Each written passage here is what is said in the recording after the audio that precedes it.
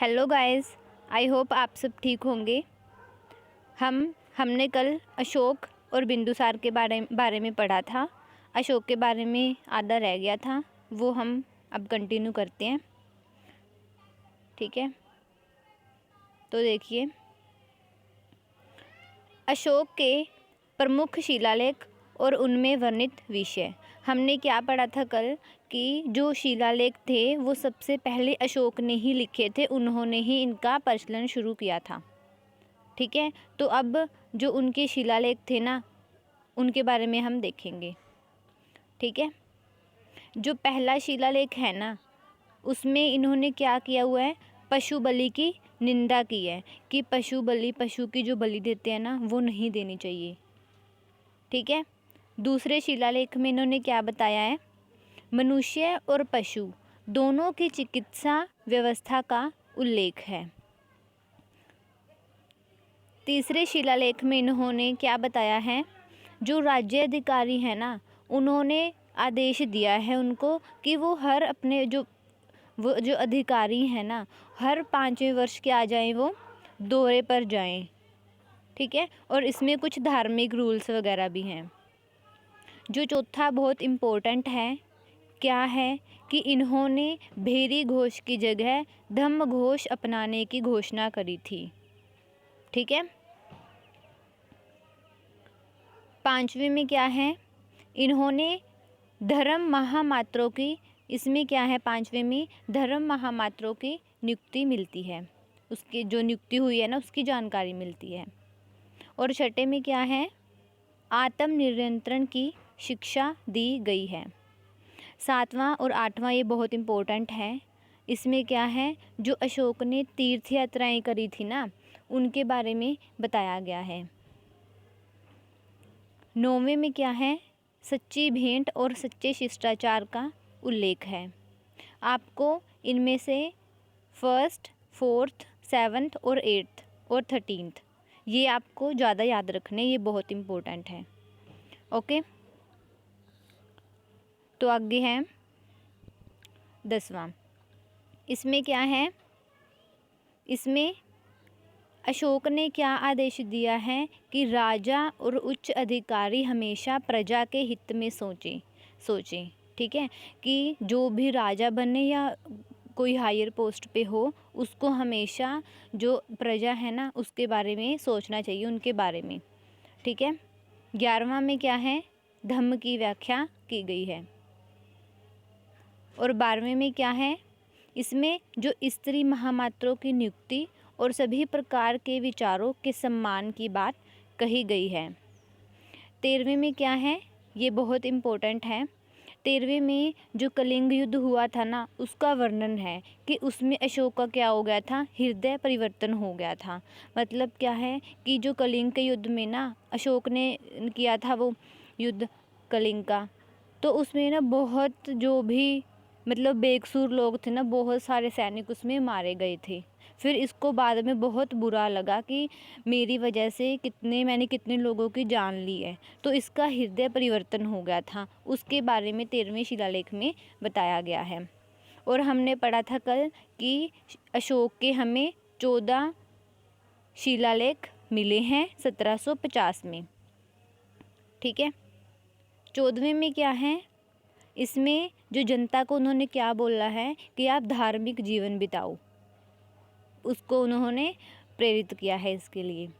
ठीक है, आगे देखिए। अब शिलालेख तो हमने देख लिए 14 थे। अब स्तंभ लेख हैं, ये 7 हैं। ये सिर्फ ब्राह्मी लिपि में लिखे गए हैं। हमने कल वो देखे थे शिलालेख, वो किस में थे, ब्राह्मी, खरोष्टी, अरमाइक, ये सब लैंग्वेजेस में लिपि में थे। और ये जो स्तंभ लेख हैं, ये 7 हैं संख्या में और सिर्फ ब्राह्मी लिपि में है। ठीक है, तो कौन कौन सा है, प्रयाग स्तंभ लेख, इसके बारे में क्या है, ये पहले कौशाम्बी में था। ठीक है, फिर अकबर ने क्या किया, इसे इलाहाबाद में स्थापित कर दिया। और क्या है, दिल्ली टोपरा अभिलेख है। इसको क्या है, फिरोज शाह तुगलक थे ना, वो इसको टोपरा से कहाँ ले आए? दिल्ली। इसलिए इसको दिल्ली टोपरा बोला जाता है। अगला है दिल्ली मेरठ।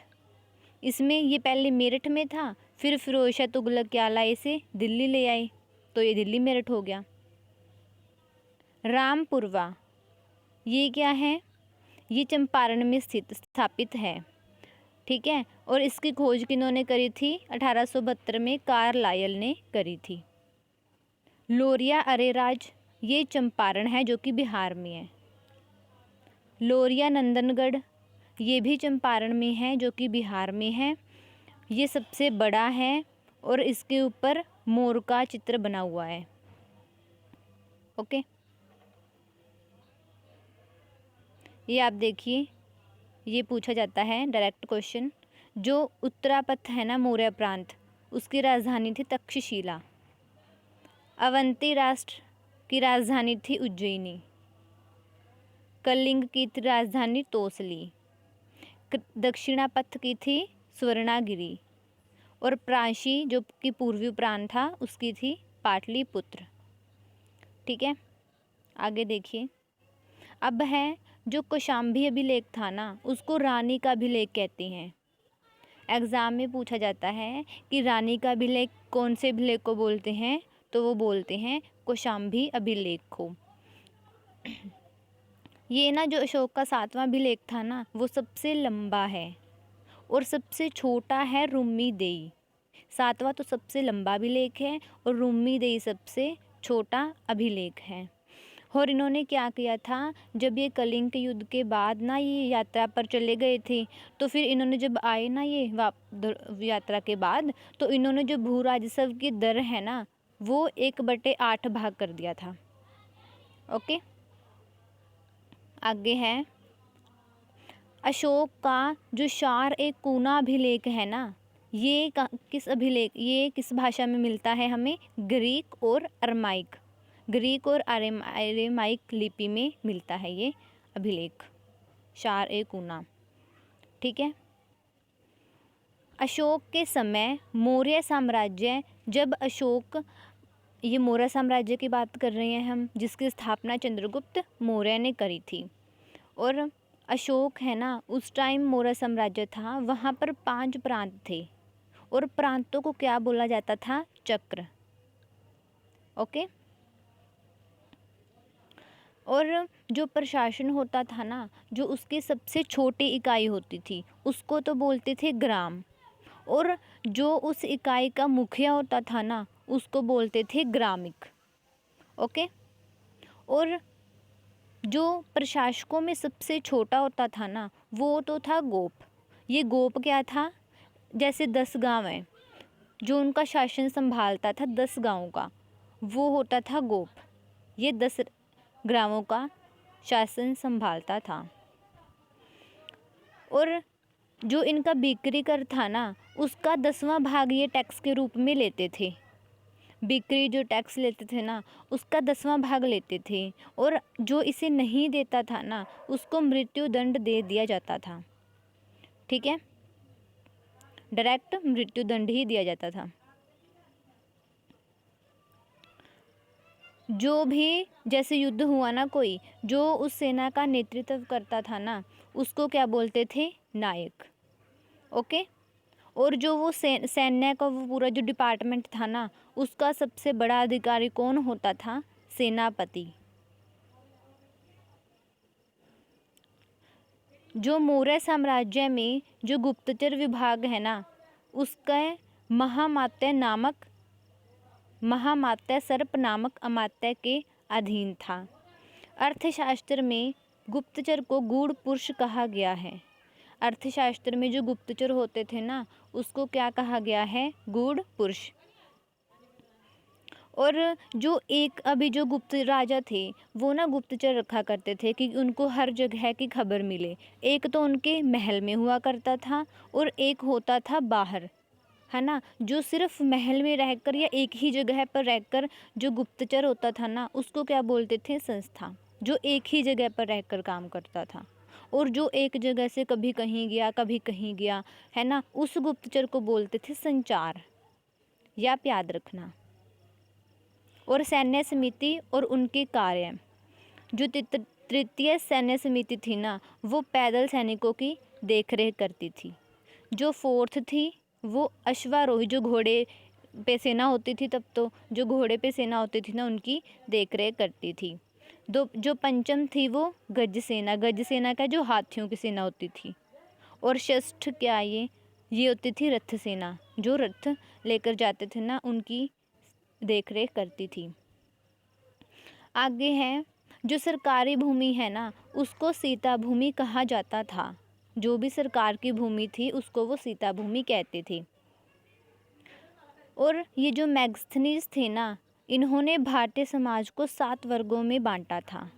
दार्शनिक, किसान, अहीर, कारीगर, सैनिक, निरीक्षक और सभासद। जो वहाँ पर उस मौर्य साम्राज्य में अशोक के काल में जो स्वतंत्र वैश्यवृत्ति को महिलाएं अपना लेती थी ना, उनको बोलते थे रूपा जीवा। ओके।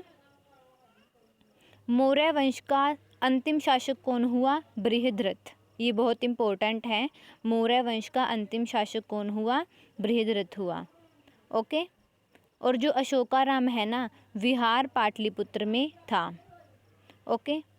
अब यहाँ पर मौर्य साम्राज्य कंप्लीट हुआ है। हमने क्या पढ़ा था कि मौर्य साम्राज्य की स्थापना किन्होंने करी थी? चंद्रगुप्त मौर्य ने करी थी। ठीक है। और अंतिम शासक कौन हुए इनके? बृहद्रथ हुए हैं। और फर्स्ट कौन हुए हैं? चंद्रगुप्त मौर्य। ठीक है, ये हमारा मौर्य वंश खत्म हुआ है। आई होप आपको समझ आ गया होगा।